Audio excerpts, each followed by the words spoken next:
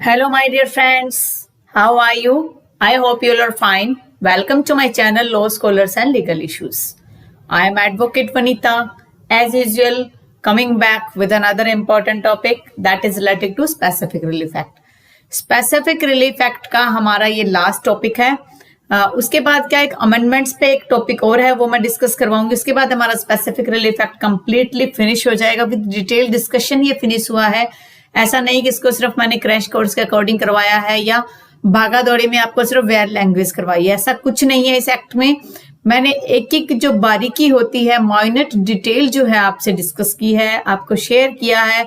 मैंने particular notes की तरह नोट्स की फॉर्म में आपको स्पेशली मेहनत करके बहुत ज्यादा हार्ड वर्क करके आपके लिए एक बढ़िया सा वीडियो तैयार करके लाती हूँ मैं, जिसमें अच्छा डेटा मैं इंक्लूड करती हूँ।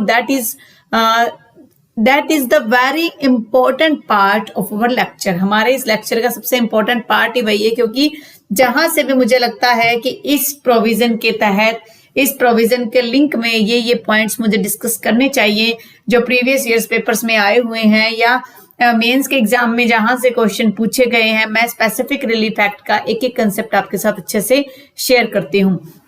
चलिए आज का लेक्चर हम स्टार्ट करते हैं। आज का लेक्चर हमारा है इंजंक्शंस पे। इंजंक्शंस जैसे आपको पता ही है कि टेम्पररी और परपेचुअल परमानेंट दो प्रकार की इंजंक्शंस होती है। उसको समझने से पहले हमें सबसे पहले ये समझना चाहिए इंजंक्शंस एक्चुअल में होता क्या है। देखिए, ये वर्ड जो इंजंक्शन है इसका मतलब होता है the orders of the court. Court का ऑर्डर होता है, ये तो नॉर्मल चीज है कि ये कोर्ट का ऑर्डर तो है ही। डायरेक्ट करता है अ पार्टी को to the proceeding.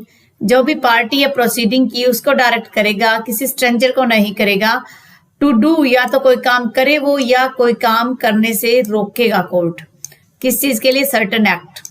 Injunction may be issued only against a party. ये सिर्फ एक पार्टी के अगेंस्ट ही होती है and not against A stranger और थर्ड पार्टी के अगेंस्ट आप इसे जो है नहीं लागू करवा सकते। सपोज कीजिए हमारे पास यहाँ पर मैं एक प्रॉपर्टी लेती हूँ, ये मान लो एक प्रॉपर्टी है, ठीक है। इस प्रॉपर्टी में आगे फर्दर ये प्रॉपर्टी है, आगे फर्दर मान लो एक ये प्रॉपर्टी है, अलग अलग पार्ट्स में डिवाइड है। ये एक ये प्रॉपर्टी है, ठीक है। ये जो मकान है ये मकान है ए का, ये मकान है बी का। यहां मान लो दोनों की विंडोज बनी हुई है, ठीक है। यहां इनका मेन गेट है, ये आप सोच के चलिए। अब मान लीजिए ए यहाँ क्या करता है, ये जहां पर बी का गेट है यहां पर कुछ जो है मटेरियल डाल देता है, कुछ सामान डाल देता है कि मैं यहाँ जो है अपनी कोई बिल्डिंग बनाऊंगा। हालांकि ये क्या है, पूरी एक गली है। तो इसमें अगर ऐसा कोई इशू अराइज होता है, बी के गेट के बाहर ए कुछ एक्टिविटी करता है, तो बी कहाँ जाएगा, बी भागा हुआ जाएगा कोर्ट के पास। ये मान लो हमारी कोर्ट है, ये कोर्ट है, इस कोर्ट में जाएगा बी, कहेगा जी ऐसे करके मुझे जो है इंजंक्शन प्रोवाइड कीजिए, वेदर दैट इज, हालांकि वो डिमांड तो परमानेंट इंजंक्शन की करेगा कि फर्दर फ्यूचर में भी ए कभी भी यहाँ पर कोई भी प्रॉब्लम क्रिएट ना कर सके। बट स्टार्टिंग में क्या होता है, कोर्ट जरूरी नहीं कि उसको परमानेंट इंजंक्शन दे, क्योंकि परमानेंट इंजंक्शन जो होता है एट द फाइनल हियरिंग होता है, एडजुडिकेशन के बाद होता है, जो फाइनल जजमेंट आता है वहां पर परमानेंट इंजंक्शन जाएगा। अब वो कोर्ट क्या कर सकती है, यहाँ पर टेम्पररी इंजंक्शन भी दे सकती है। यानी कि कहने का मतलब है यहाँ ए को रोक दिया जाएगा कि बी के लिए आप कोई प्रॉब्लम क्रिएट ना करो। तो ये है हमारा इंजंक्शन का कंसेप्ट, तो इसे हमें करना बहुत जरूरी है। ये कुछ एक एग्जाम्पल है जो मैंने आपको दिए, आप इनको जो है एग्जाम्पल के थ्रू अच्छे से समझ सकते हो, ठीक है। ये एग्जाम्पल हो गया हमारा, तो एग्जाम्पल के थ्रू हमने इसको कर लिया। अब मान लो यही एक प्रॉपर्टी है, ठीक है। इसी प्रॉपर्टी में यहाँ पर एक कोई आदमी और है जिसका यहाँ पर घर बना हुआ है। एक ये है मकान, एक ये है मकान, ठीक है। यहाँ पर रह रहा है ए और यहाँ पर रह रहा है बी। ये किसी की आप ये कह सकते हो फैक्ट्री वगैरह है।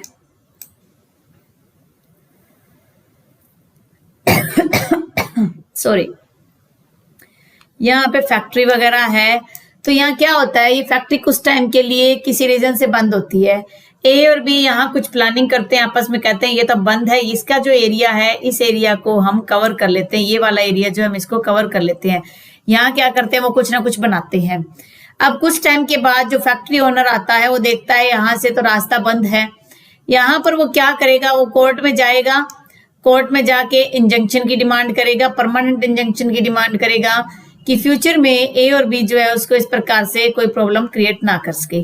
लेकिन वो तो बाद की बात है ना, सिविल सूट्स क्या होते हैं या क्रिमिनल प्रोसीडिंग क्या होती है। जब आपने सन्नी देओल की जो दामिनी मूवी उसमें कहते हैं ना तारीख पे तारीख, तारीख पे तारीख, तो क्या होता है कि जब केस जाएगा तो तारीखें पड़ेंगी, हो सकता है 2 साल 4 साल तक पड़े।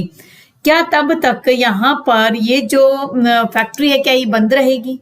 क्या इसका जो ओनर है वो अंदर नहीं जा पाएगा? तो उस मामले में क्या है कि कोर्ट जो है उस मामले में या तो एक प्रोहिबिटरी इंजंक्शन दे देगी, यानी कि प्रिवेंटिव इंजंक्शन दे देगी, रोक देगी इन दोनों को यहीं पर।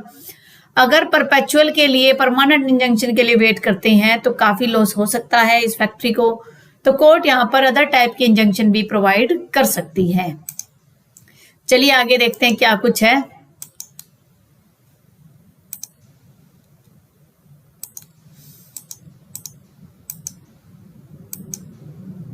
पहले मैं इसको रब कर दूं जो आपके नोट्स में किसी प्रकार का प्रॉब्लम ना आए। आगे देखते हैं क्या है।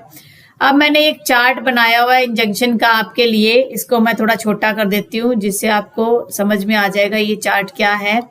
मैं इसे चार्ट के थ्रू आपको समझाती हूँ। देखिए कितने प्रकार के इंजंक्शन है। फर्स्ट टाइप है preventive injunction, second temporary, third है परपेचुअल। Perpetual mean permanent. अब टेम्परेरी इंजंक्शन जो है वो सीपीसी से गवर्न होता है, सेक्शन 37 फर्स्ट है सीपीसी का, ऑर्डर 39 है, सेक्शन 94 है और सेक्शन 151 है। तो सीपीसी के इस प्रोविजन को हम नहीं उठाएंगे। हाँ, मैं कुछ कुछ बता दूंगी आपको कि क्या ग्राउंड्स हैं, कौन अप्लाई कर सकता है, वो सारा कंसेप्ट मैं आपको क्लियर करवा दूंगी। बट हम सीपीसी को यहाँ नहीं उठाएंगे क्योंकि सारा होच-पोच सा हो जाएगा, आपके भी कंफ्यूजन क्रिएट होगा। फिर बात आती है यहाँ पर पॉजिटिव की। थोड़ा बड़ा करो इसे, अगर शॉर्ट है। चलो देखते हैं। अगर हम इसे बात करते हैं, इंजंक्शन देख लिया हमने, अब थोड़ा सा इसे बड़ा कर लेते हैं।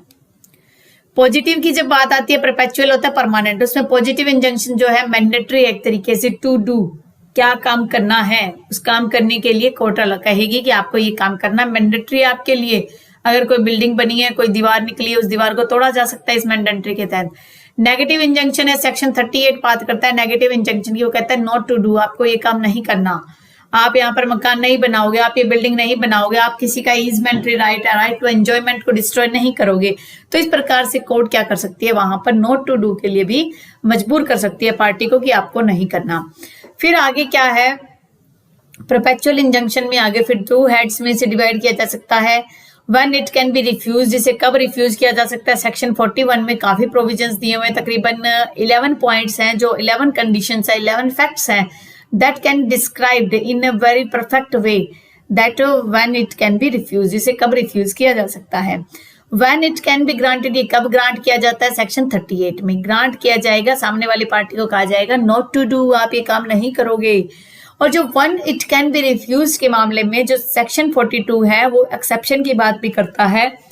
सेक्शन 41 में आप रिफ्यूज कर दोगे, बट सेक्शन 42 वहां पर एक्सेप्शन क्रिएट करता है। वो कहता है कि अगर कॉन्ट्रैक्ट की कंडीशन ऐसी थी, डिपेंडेंसी ऑफ कॉन्ट्रैक्ट समझा जाएगा कि कॉन्ट्रैक्ट के क्या फैक्ट्स थे, क्या सर्कमस्टेंसेस थे और किस हिसाब से उसको जो है आगे फर्दर परफॉर्म किया जा सकता है। तो उस मामले में जो है कोर्ट वहां पर सेक्शन 41 के जो प्रोविजंस हैं उनको एक्सक्लूड भी कर सकती है सेक्शन 42 में। एक्सेप्शन का मतलब क्या होता है कि जो 41 में है उसको होते हुए भी हमें कुछ एक्स्ट्रा जो कुछ राइट्स मिले हैं वो डिपेंड करता है। अब बात करते हैं सबसे पहले प्रिवेंटिव इंजंक्शन की। प्रिवेंटिव इंजंक्शन क्या होता है, लेट्स डिस्कस प्रिवेंटिव। प्रिवेंटिव का मतलब होता है रोकना, जैसे कहते हैं ना prevention is better than cure. Prevent कर दो किसी चीज को। कोई मान लो जैसे कोरोना का इश्यू आया था तो ये बात कही जा रही थी प्रिवेंट करो, बचाव रखो अपना, प्रिवेंटिव मेजर्स लो आप कि आपको क्योर करवाने की जरूरत ही ना पड़े। अगर बीमार हो गए तब आप कुछ क्योर करवाओगे।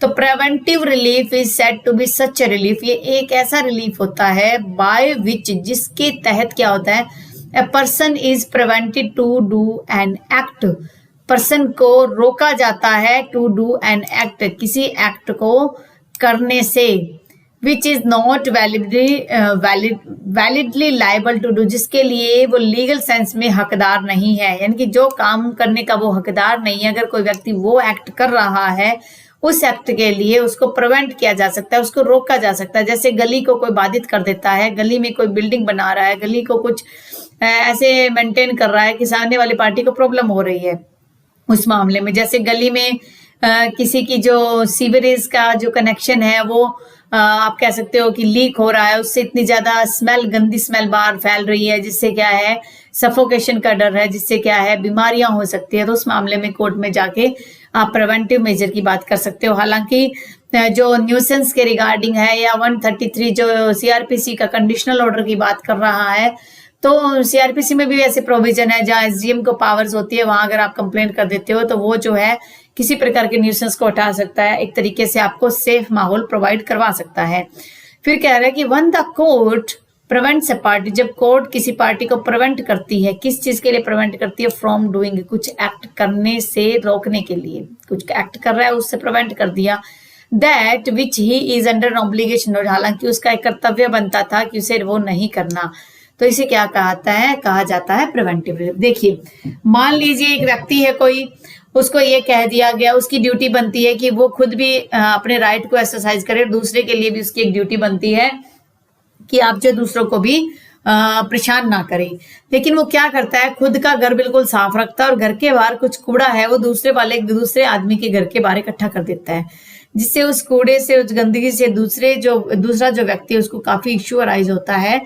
तो उस मामले में कोर्ट जो है उसको कह सकती है कि आप ये एक्ट नहीं करोगे और आपका ऑब्लिगेशन था, आपकी ड्यूटी थी, आपको ये काम नहीं करना, लेकिन आप ये काम कर रहे हो, तो कोर्ट वहां पर प्रिवेंट कर देगी, एक तरीके से रोक देगी। Such relief is usually granted to prevent breach of, ज्यादातर ये जो है ब्रीच ऑफ कॉन्ट्रैक्ट के रिगार्डिंग कोर्ट अलाउ करता है। और बाद वायोलेशन ऑफ राइट होता है कॉन्ट्रैक्ट से, मान लो कोई कॉन्ट्रैक्ट हुआ, उसमें व्यक्ति को ये पता चल गया, मान लो ए और बी का कॉन्ट्रैक्ट था, ए ने कुछ ऐसे प्रोडक्ट डिमांड किए जो बी ने देने थे, लेकिन अब पता चला बी ने वो प्रोडक्ट किसी और को दे रहा है और उस व्यक्ति को नहीं दे रहा, तो उस मामले में जो है प्रिवेंट कर सकता है कोर्ट कि आप ये काम नहीं करोगे। अब कहते हैं कि प्रिवेंटिव रिलीफ का प्रोविजन कहाँ मेंशन है, तो section 36 of specific relief act specifically deals with preventive relief, how granted, preventive relief कैसे दिया जाएगा, ये तरीका बता दिया कि कोर्ट जो है, कोर्ट देखो अब तो चलो कह दो कि कोर्ट जो है प्रेसिडेंट को फॉलो कर सकती है, कोर्ट जो है जुडिशियल डिसीजंस को फॉलो कर सकती है, लेकिन स्टार्टिंग में कहीं तो इसका उद्भव हुआ होगा, कहीं तो जुडिशरी को ये सोचने के लिए कुछ चाहिए कि हमें किस तरीके से रिलीफ प्रोवाइड करवानी है। उस मामले में preventive relief is granted at the discretion, normally क्या डिस्क्रिशनरी पावर है, ये बाय इंजंक्शन के द्वारा कोर्ट करवाएगी। कैसे, टेम्परेरी दे सकती है, टेम्परेरी मतलब कुछ टाइम के लिए, परपेचुअल परमानेंट जो फाइनल डिसीजन आता है। कुछ एक एग्जांपल से इसे समझेंगे। X is constructing a wall in Y, X क्या करता है, वाई की ये जमीन है, मान लीजिए ये एक लैंड है, ये वाली, इसका ओनर है वाई। अब एक्स आता है, वो क्या करता है, यहाँ पर एक दीवार बनाने की बात करता है, यहाँ पे एक दीवार बना रहा है वो।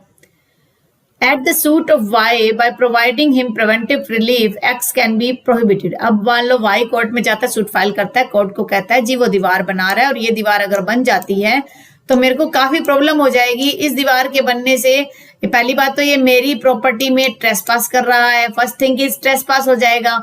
सेकेंड थिंग जो है, इस दीवार के बनने से मेरे को जो इस साइड से जो हवा आ रही थी, एयर आ रही थी, वो मिलनी बंद हो जाएगी और मेरा लीगल राइट है कि मेरी इस प्रॉपर्टी में कोई जो है इंटरफेयर ना करे। तो यहाँ पर X can be prohibited to do so because X is not legally liable to do, X जो है लीगली लाइबल यहाँ उस एक्ट को करने के लिए नहीं है। तो उस मामले में यहाँ कोर्ट जो है प्रिवेंटिव रिलीफ जो है दे सकती है। Second point, A and B are residing in the same society में रहते हैं, B wanted to trespass the A premises, A का जो वही पहले वाला एग्जांपल आप ले लीजिए, ए के प्रेमाइसिस में, ए की जो प्रेमाइसिस का मतलब होता है हिस्से में, उसकी लैंड में जाना चाह रहा है अनलॉफुली, गलत तरीके से।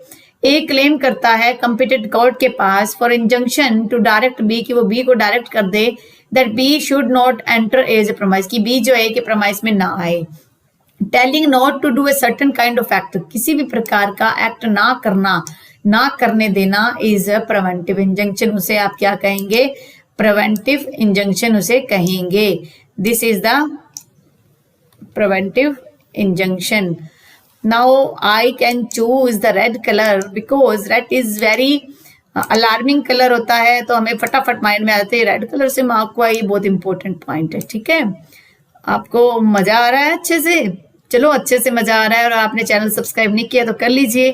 फ्यूचर में भी आपको ऐसे स्टडी पर्पज से वीडियो मिलते रहेंगे और आपके लिए काफी हेल्पफुल भी हो जाएंगे। चलिए आगे देखते हैं। इन executive committee of Vysya degree college Shamli versus Lakshmi Narayan के केस में कोर्ट ने ये बात कही that the relief of injunction can not be granted और ऑब्टेन एज अ राइट। ये एक राइट के तौर पर आपको ग्रांट नहीं की जा रही है, यानी जो इंजंक्शन आपको मिल रहा है वो ग्रांटिंग नहीं है as a right. Preventive relief की बात हो रही है। प्रिवेंटिव रिलीफ आपको एक राइट के तौर पर ग्रांट नहीं हो रही है, क्योंकि अभी फाइनल डिसीजन आएगा, परपेचुअल रिलीफ मिलेगा तब पता चलेगा। द ग्रांटिंग ऑफ रिलीफ और injunction is discretionary. The relief has to be granted by the court according to sound principle. कुछ एक प्रिंसिपल्स हैं किस चीज के? एक्स डेबिटो जस्टिस, ये एक मैक्सिम है, लैटिन मैक्सिम है, इस प्रिंसिपल बेस्ड है। ये प्रिंसिपल क्या कहता है वो भी मैंने नीचे मेंशन किया है कि आपको किसी प्रकार का इश्यू अराइज ना हो, आपको कहीं गूगल भी ना करना पड़े और आपको मैं क्लियरली एक्सप्लेन कर पाऊं। देखिए, मैं अपने लेवल पे एक्सप्लेन करवाती हूँ, ठीक है, वो आप वीडियो में सुन लोगे, लेकिन जब कभी आप नोट्स पढ़ोगे, नोट्स में आपको एक्स डेबिटो जस्टिस आएगा तो आप माइंड में सोचोगे what is the meaning of this Latin term, then you can try, you will try to Google करोगे, टाइम वेस्ट होगा। और लास्ट टाइम में जब रिवीजन टाइम होता है तो हमारे लिए इतना टाइम नहीं होता कि हम गूगल वगैरह करें, हम सोचते हैं जो भी हमारे पास मटेरियल है उसको फटाफट रिवाइज कर ले। तो देखिए, एक लैटिन टर्म है, इस टर्म में क्या है मैं आपको बता देती हूँ, इसको मैं हाईलाइट कर देती हूँ, उसके बाद मैं इसको रेड मार्क भी कर देती हूँ जिससे आप इस पर फोकस रखेंगे। ये क्या कह रहा है? This is a Latin term ex debito justitiae mean what a person is entitled to as a right. कह रहा है कि व्यक्ति किस चीज का एंटाइटल है, किस चीज का उसे राइट मिला हुआ है। इसका मतलब ये होता है, इट मीन्स, इसका मतलब है कि एक रेमेडी है that the court has ex डेबिटो justitiae का मतलब है कि एक ऐसी रेमेडी जिसको कोर्ट के पास डिस्क्रिप्शन नहीं है टू रिफ्यूज करने की, कोर्ट उसे रिफ्यूज नहीं कर सकता। तो ये जो रिलीफ दे रहा है, जो डिस्क्रिशनरी पावर पर दे रहा है, ये भी कुछ प्रिंसिपल्स हैं जैसे एक्स डेबिटो जस्टिट्यूट की, वहां पर उसका वायलेशन हो रहा है राइट का, जब उसके राइट का हनन हो रहा है तो उस टाइम में कोर्ट की ड्यूटी बन जाती है कि वो उसको फुलफिल करे, उस बंदे का जो राइट है उसको दे और उसको प्रॉपरली राइट परफॉर्म करने दे और उसका जो राइट का जो हनन हुआ है उसके रिगार्डिंग इन फ्यूचर में जो भी कुछ रेमेडीज है वो प्रोवाइड करवाए। ये हो गया एक्स डेबिटो जस्टिट्यूट। अगर एग्जाम में क्वेश्चन आ जाता है कि जो preventive relief can be granted by the court on the basis of which principle, एक्स डेबिटो जस्टिट्यूट, क्वाटाइम, स्टेटस को और अदरवाइज, तो आप लिखोगे एक्स डेबिटो जस्टिट्यूट। एग्जाम में आ जाता है कि एक्स डेबिटो जस्टिट्यूट का मीनिंग क्या है? इसका मतलब है कि एक व्यक्ति को जो एंटाइटलमेंट है उसको उसका राइट मिलेगा, उसको कोर्ट रिफ्यूज नहीं कर सकती। अब बात आती है टेम्पररी एंड परपेचुअल इंजंक्शन की। टेम्पररी इंजंक्शन क्या होता है? सच ये ऐसे इंजंक्शन होते हैं एज आर टू कंटिन्यू, जो रहते हैं अनटिल ए स्पेसिफिक टाइम, एक फिक्स टाइम तक दे दिया कि कोर्ट कह देती है कि जब तक फाइनल डिसीजन नहीं आता तब तक रहेगा, या कोर्ट को लगता है कि जहां भी ऐसी कोई कंडीशन आए कि ये जो इंजंक्शन रिमूव करना है तो कर सकती है। या तो एक स्पेसिफिक टाइम है कि 2 घंटे, 2 दिन, 15 दिन, 2 साल, या कहेगी अनटिल द फर्दर ऑर्डर, या कोर्ट कह देगी कि जब तक अगला ऑर्डर नहीं आता तब तक। और कोर्ट जो है इस इंजंक्शन को किसी भी स्टेज पर ग्रांट कर सकती है एंड आर रेगुलेटेड बाय, किसके द्वारा रेगुलेट होते हैं? कोड ऑफ सिविल प्रोसीजर के द्वारा ये रेगुलेट होते हैं। और परपेचुअल इंजंक्शन क्या होते हैं जो हम आगे पढ़ेंगे, इसका मैं पहले ही बता देती हूँ कि क्योंकि जो ये सेक्शन 37 2 प्रकार के इंजंक्शन की बात करता है, टेम्पररी और परपेचुअल, तो इन दोनों को हम पढ़ लेते हैं, उसके बाद देखते हैं आगे डिटेल में करेंगे। Perpetual injunction can only B granted by the decree, decree के द्वारा ग्रांट होता है at the hearing and upon the merits of the suit, जो भी सूट फाइल हो उसके मैरिट्स पर। The defendant is thereby perpetually enjoined from the assertion of right, या पूरी तरह से डिफेंडेंट को उस राइट से परपेचुअली जो एंजॉय कर रहा था उससे रिमूव कर दिया जा सकता है। और फ्रॉम द कमिश्नर, या कोई ऐसा एक्ट अगर डिफेंडेंट फ्यूचर में करना चाहे तो उसको दिया जा सकता है, रोका जा सकता है, which would be contrary to जो प्लेंटिफ के राइट्स के अगेंस्ट हो। अगर प्लेंटिफ हार जाता है फिर तो कोई इश्यू ही नहीं है। अगर प्लेंटिफ केस में जीत जाता है, सूट में जीत जाता है, तो उस मामले में डिफेंडेंट को रोका जाएगा कि फर्दर जो है आगे किसी प्रकार का इंटरफेयर जो है प्लेंटिफ की प्रॉपर्टी में वो ना करे। फिर बात करते हैं, हम डिटेल डिस्कशन करते हैं टेम्परेरी इंजंक्शन की, that is the part of CPC. But मैं इसको अपने लेवल पे जितना मुझे लगता है कि आपको नॉलेज में आना चाहिए स्पेसिफिक रिलीफ एक्ट के तहत, उतना मैं करवा रही हूँ। The temporary injunction is been granted by the court when the defendant is about to make some injury to the property of the plaintiff.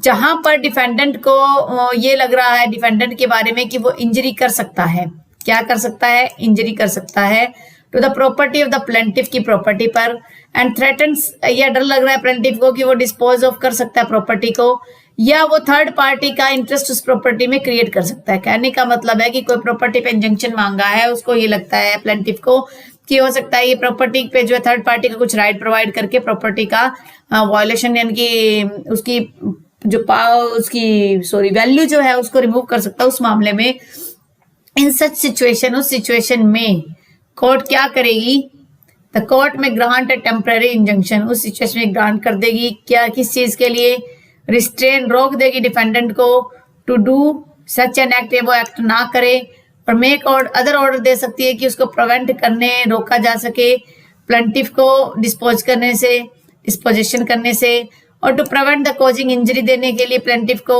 In relation to any property है या third party को right दे। वही same चीज है कि कहने का मतलब है टेम्पररी इंजंक्शन दे दे। कोर्ट क्या देता है, ज्यादातर कोर्ट जो स्टेटस को पोजीशन मेंटेन करता है। स्टेटस को का मतलब है कि सूट फाइल करने से पहले, इंजंक्शन का जो सूट फाइल हुआ उससे पहले जो कंडीशन थी वही कंडीशन रहेगी, तो कोर्ट जो है उस चीज के लिए भी कह सकता है।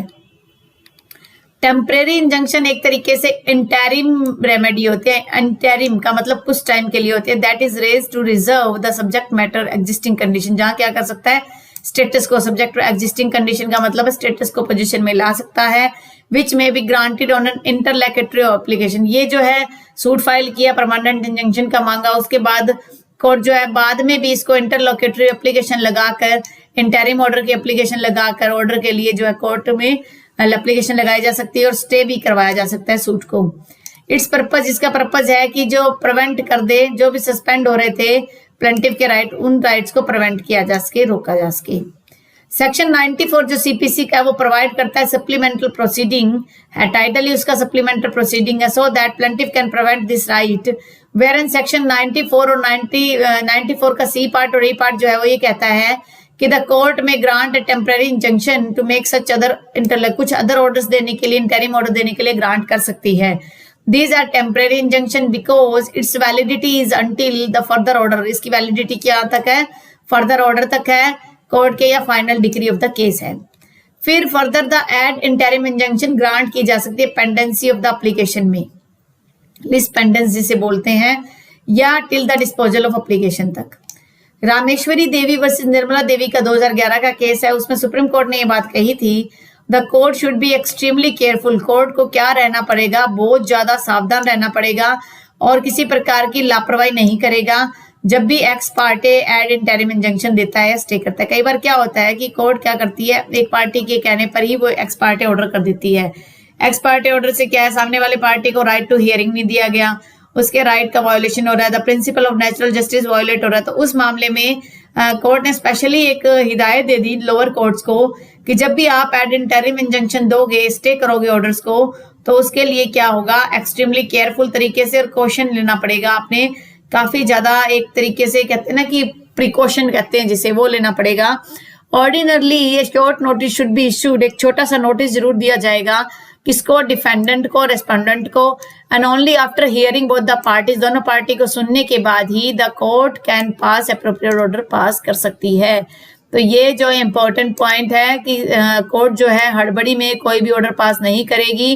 Right of hearing to the other party can be given, उसे भी दिया जाएगा दूसरे पार्टी को सुनने का अधिकार। फिर कहता है कौन अप्लाई कर सकता है, application for interim injunction along with affidavit. इसमें क्या होगा, एक एफिडेविट भी साथ में लगेगा। May be made both plaintiff और डिफेंडेंट, दोनों के द्वारा इंटरिम ऑर्डर के लिए एप्लीकेशन लगाई जा सकती है, टेम्पररी ऑर्डर के लिए। ऑर्डर 39 रूल 1 जो है वो कहता है any party to the suit, कोई भी पार्टी जो इंटरिम जो ऑर्डर है, जो टेम्पररी इंजंक्शन के लिए एप्लीकेशन लगा सकता है। And injunction may be issued only against A party, जो पार्टी के अगेंस्ट ही हो सकता है, स्ट्रेंजर के लिए नहीं। Further the injunction can not be issued against the court और जुडिशियल ऑफिसर के अगेंस्ट आप इंजंक्शन का ऑर्डर पास नहीं कर सकते। ग्राउंड्स क्या क्या है? सेक्शन 95 सीपीसी का, उसको ऑर्डर 39 रूल 1 और 2 के साथ अगर हम पढ़ते हैं, अगर आपके पास बेयर एक्ट है तो आप अपने पास रख लीजिए सीपीसी का साथ के साथ, थोड़ा सा देखने के लिए हो जाएगा कि क्या एक्चुअल में प्रोविजंस है। कह रहा है where there is a reasonable apprehension है, जहां रीजनेबल है, अप्रीहेंशन डर है, किस चीज का डेंजर है कि प्रॉपर्टी को एलिनेट किया जा सकता है, डिस्पोज ऑफ हो सकती है प्रॉपर्टी किसी भी पार्टी के द्वारा, या रॉन्गफुल वेस्ट, गलत तरीके से प्रॉपर्टी पर नुकसान पहुंचाया जा सकता है। फिर एप्रीहेंशन है, एक डर है, एलिनेशन और disposal of the property, defrauded, गलत तरीके से धोखेबाजी से किसी को बेचा जा सकता है।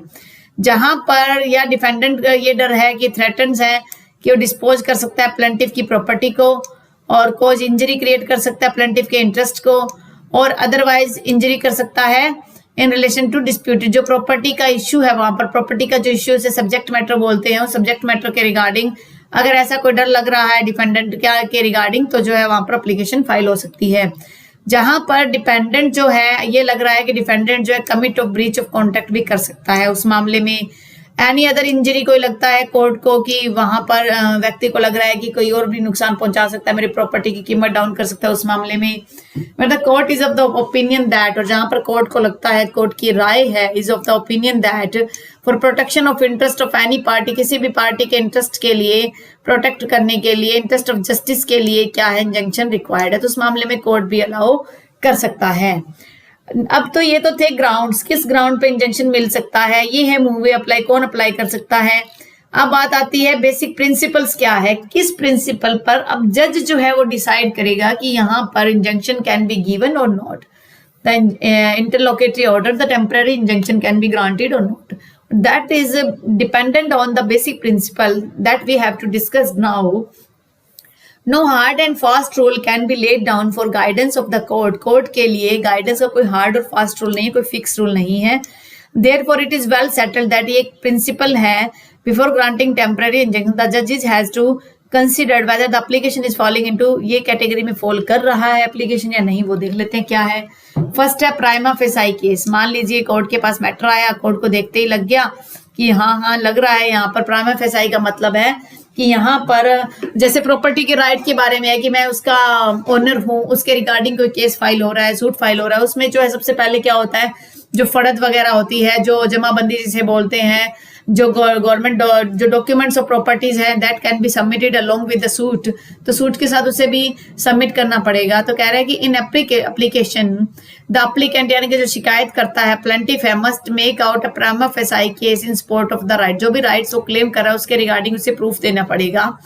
The court should be please, court जो उस बात पर खुश हो जाएगी यानी कि उसको एक्सेप्ट कर लेगी कि there is a bona fide dispute, कि यहाँ पर बोनाफाइड है, कोई मेलाफाइड नहीं है, गलत तरीके से कोई डिस्प्यूट अराइज नहीं हुआ है दोनों पार्टियों के लिए जहां पर इन्वेस्टिगेशन की जरूरत हो। कोर्ट को लगता है कि कोई इन्वेस्टिगेशन की नीड नहीं है। The plaintiff is given the burden to proof and satisfy the court, plaintiff जो है वो बर्डन ऑफ प्रूफ प्लेंटिफ है, वो सेटिस्फाई करेगा कोर्ट को बाय लीडिंग एविडेंस और विटनेसेस, वो एविडेंस प्रस्तुत करेगा और विटनेस देगा he has a prima facie case, की उसके फेवर में प्राइमा फेसाई केस बन रहा है। The plaintiff should come to court with clean hands, clean hands के साथ आएगा। Any material facts are superseded, suppressed by the plaintiff, then in that case not liable, कि जहां पर कोई भी ऐसा सबूत है, जो कोई भी ऐसा फैक्ट्स जो छुपाया जा रहा है प्लेंटिफ के द्वारा, उसके द्वारा कोर्ट जो है अलाउ नहीं करेगी। यहाँ पर एक वर्ड और आएगा क्लीन हैंड्स,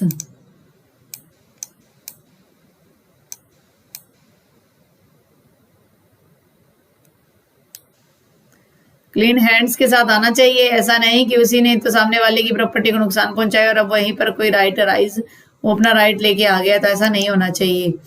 फिर एक केस देख लेते हैं इन मार्टिन बर्न लिमिटेड। ये केस वैसे इंपॉर्टेंट नहीं है इतना, बट ये कि आपको पता होना चाहिए। प्राइमा फेसाई के रिगार्डिंग कोई केस है तो आप एग्जाम में लिखना चाहो, मेंस में अगर आप लिखना चाहो लिख सकते हो।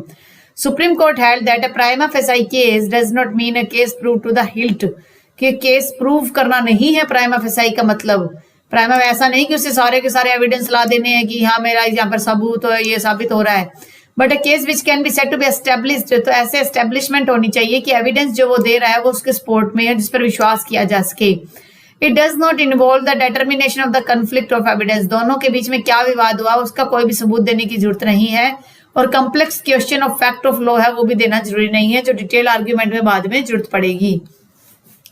इट फर्दर रिक्वायर्स दैट, इसके लिए जरूरत किस चीज की है कि the plaintiff should come before the court clean hands में आना चाहिए। इफ ही सप्रेस, अगर मटेरियल फैक्ट्स को छुपा रहा है तो उसे इंजंक्शन नहीं मिलेगा। वही चीज जो है आगे फर्दर पॉइंट्स में हम डिस्कस करेंगे। बैलेंस ऑफ कन्वीनियंस और रिपेयर इंजरी जो है वो लगना भी चाहिए कि एक्चुअल में हो रही है। फिर अगला केस है Prakash Singh versus state of Haryana, 2002 का केस है। इस केस में क्या हुआ, the court has explain that, court ने एक्सप्लेन किया कि prima facie does not mean कि प्लेंटिफ और जो है वो फुल प्रूफ लेके, वही सेम फैक्ट्स है जो ऊपर वाले में थे वो इसमें एक्सप्लेन किए गए हैं। फिर इसमें इंपॉर्टेंट लाइन है कि इसका मतलब है कि द प्लेंटिफ और एप्लीकेंट केस, जो प्लेंटिफ और एप्लीकेंट जो केस दे रहा है जिसको समरली का मतलब विदाउट हियरिंग उसको रिजेक्ट ना किया जाना चाहिए, इसलिए इन जो प्राइमा फेसाई प्रूफ्स की रिक्वायरमेंट है। अब सेकंड पॉइंट है इररिपेयरेबल इंजरी। इररिपेयरेबल का मतलब है कि मान लीजिए कोई किसी की प्रॉपर्टी पर वॉल क्रिएट कर रहा है और वो वॉल पूरी बना देता है और उसकी वजह से क्या है कि इन फ्यूचर जो है वो वॉल जो है तोड़ेंगे तब भी कोई काफी नुकसान हो जाएगा, तो इररिपेयरेबल इंजरी जो बाद में कवर नहीं हो सकती, उस मामले में भी कोर्ट अलाउ करेगा। The applicant must satisfy the court that, applicant satisfy करेगा कि he will suffer irreparable injury, कि वो बहुत बड़ी मात्रा में इररिपेयरेबल इंजरी उसको हो जाएगी अगर इंजंक्शन नहीं ग्रांट हुई। The court is satisfied that, court अब संतुष्ट होगी कि the plaintiff needs to be protected from the consequence, की प्लेंटिफ को जरूरत है कि वो जो भी इंजरी है उससे उसको बचाव मिले। An injury will be viewed as irreparable, एक इंजरी को जो इररिपेयरेबल तब माना जाएगा जब उसको फर्दर जो है आप मॉनेटरी स्टैंडर्ड जो है नहीं मान सकते। मान लीजिए कोई एंटिक पीस था, उस एंटिक पीस की जो कीमत है वो इतनी है कि उसको आप जो है असर्टन ही नहीं कर सकते, उस मामले में कॉन्ट्रैक्ट को ब्रीच किया जा रहा है, तो अगर वो एंटिक पीस किसी और थर्ड पार्टी को दिया जा रहा है तो उस मामले में भी इररिपेयरेबल इंजरी है जिसको फुलफिल नहीं किया जा सकता। At that time the court can allow the temporary injunction. Irreparable injury हो गई। द एक्सप्रेशन इररिपेयरेबल इंजरी का मतलब ये नहीं है कि there should be no possibility of repairing, कि वहां पर कोई संभावना नहीं उसको रिपेयर करने का, ऐसा नहीं है। It only means that the injury material होनी चाहिए जिसको रुपए में आप उसके डैमेज को मेंटेन, जिस इंजरी को आप रुपए में मेंटेन कर सकते हो, रुपए में उसको कंपनसेट कर सकते हो, उसकी डैमेज को असर्टन किया जा सकता है, उस मामले में आप उसे इररिपेयरेबल इंजरी नहीं मानोगे। And injury will be regarded as irreparable पर there exist no certain peculiar standard, कह रहे हैं कि जहां रुपए के तहत उसको आप उसकी कीमत का अंदाजा नहीं लगा सकते उसे आप इररिपेयरेबल इंजरी बोलोगे।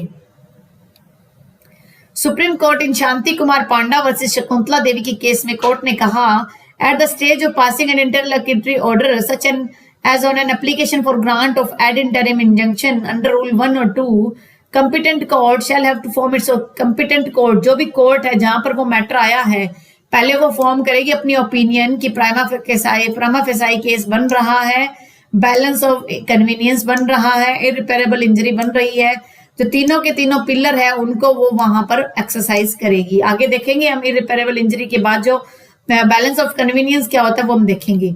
Best seller retail India limited case में कोर्ट ने कहा कि द ऑनरेबल सुप्रीम कोर्ट ने कहा कि only prima facie case alone is not, सिर्फ प्राइमा फेसाई केस ही जरूरी नहीं है इंजंक्शन देने के लिए। Yet the settle principle of law is that, settle principle जो ये कहता है prima facie case is in favour of plaintiff है, court will refuse, court refuse कर सकती है if the injury suffered by plaintiff not irreparable, अगर वो नॉट इनरिपेयरेबल है यानी कि उसको रिपेयर किया जा सकता है, उसकी फुलफिलमेंट की जा सकती है, उस मामले में कोर्ट जो है रिफ्यूज भी कर सकती है। फिर थर्ड पॉइंट है बैलेंस ऑफ इनकन्वीनियंस भी होना चाहिए। वैसे इसको इन बैलेंस ऑफ कन्वीनियंस जो इसको है, लेकिन बैलेंस ऑफ इनकन्वीनियंस इसे हम लेके चलेंगे क्योंकि सामने वाली पार्टी को इनकन्वीनियंस हो रहा है उस चीज से।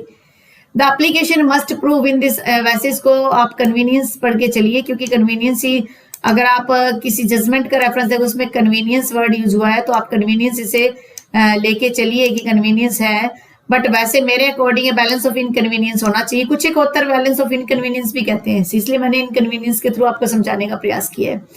Applicant must prove in its application that there is the balance of convenience होना चाहिए फेवर में।